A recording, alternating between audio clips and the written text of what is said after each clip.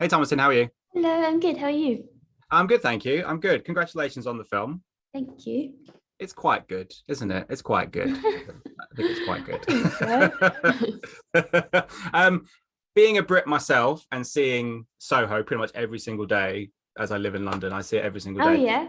I wanted to ask you about your scenes in the Toucan and whether Edgar told you about the pressures of pulling a pint properly, because to us Brits, pulling a pint properly is a big deal. So, did it take you long to master the skill of pulling the proper pint?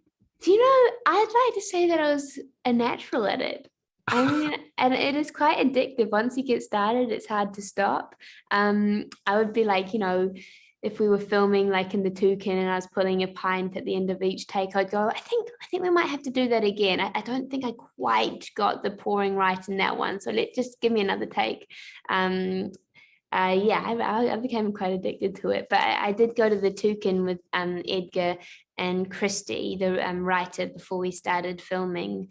And because Christy used to work at the Toucan, and so she's the one who taught me how to pour a pint.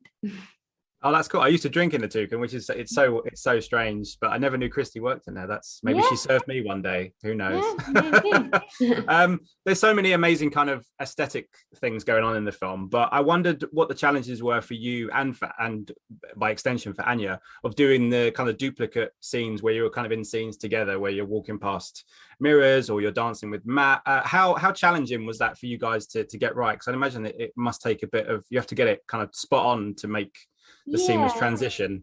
it was definitely a bit mind-boggling. I think I had a lot of fun doing it, to be honest. It was unlike anything I'd ever done before, having to mimic someone and their movement so exactly.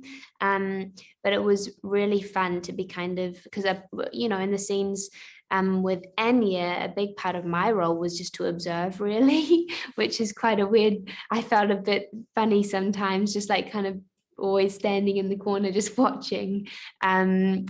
But yeah, I mean, I just love Anya's performance in it, and I love Matt's performance in it. So it really was kind of an honor just to be able to watch them do their thing.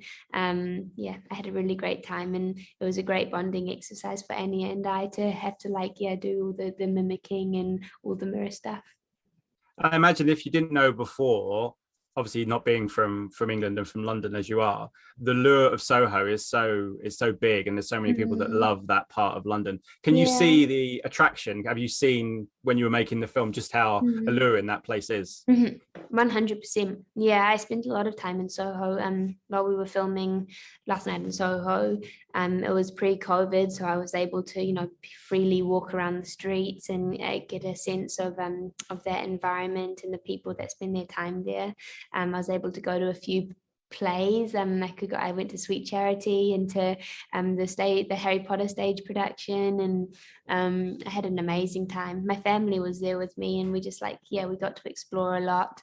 And also, I think I'm very lucky to be able to travel so much for my work, because it's such a cool thing not to be a tourist in a new place, but to actually get a sense of what it is like to live there. Yeah, I loved it. If I were to move anywhere, it would be London, I think. There you go. Thank you so much for your time. Pleasure to talk to you as ever, and I Thank hope the movie you. goes well for you. Nice talking to you. Thanks so much.